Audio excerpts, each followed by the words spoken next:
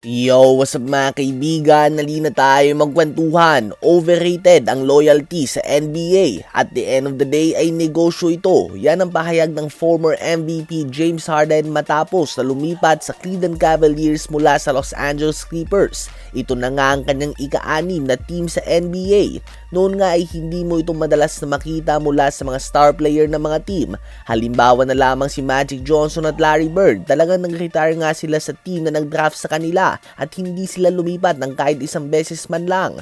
May mga tulad din naman nila Michael Jordan, Patrick Ewing, Hakeem Olajuwon at iba pa na lumipat ng team sa mga huling taon ng kanilang buhay basketball. Subalit ngayon nga kahit nasa prime pa nga ang isang player ay hindi na usong manatili pa sa isang team.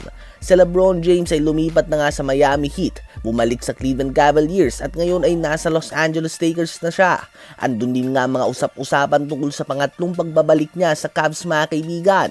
Si Kevin Durant ay na-draft din nga sa OKC, subalit naglaro na din siya para sa Golden State Warriors, Brooklyn Nets, Phoenix Suns at ngayon sa Houston Rockets. Si Kyrie Irving, Anthony Davis, Paul George, Chris Paul at iba pa ay nagpalipat-lipat na din nga ng mga team. Habang si Russell Westbrook naman matapos na maging loyal sa OKC Thunder ng napakatagal ay bawat taon ay bago na nga ang kanyang team, from Rockets to Wizards to Lakers, Clippers, Nuggets at ngayon Sacramento Kings.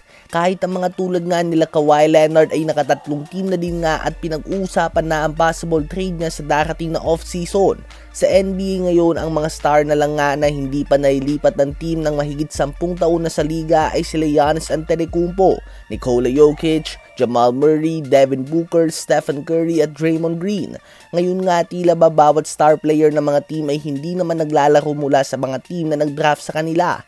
Minimum of 3 teams na nga nilalaroan ng mga star ngayon sa liga dahil lang usong-uso na nga talaga ang lumipat. Dahil tulad nga ng sinabi ni James Harden ay negosyo ang NBA at overrated ang loyalty. Tulad na lamang ng ginawa ng Clippers kay Chris Paul. Noon kahit na injured nga siya ay talagang pinipilit niya na maglaro para sa team na ito. Subalit noong hindi na siya kailangan, wala man lang pasabi at bigla siyang inalis nito sa team.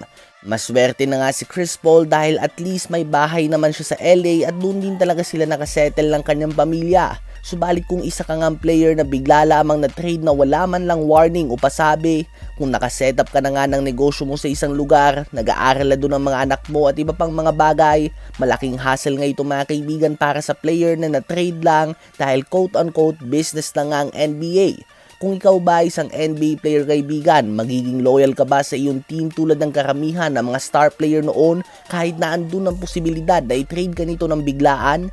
O magiging tulad ka ng henerasyon ng mga star players ngayon kung saan lilipat sila ng team kapag gusto nila at kapag malabo na silang magkampiyon sa isang kupunan ay agad din silang hihingi ng trade? Ano ba masasabi nyo tungkol dito?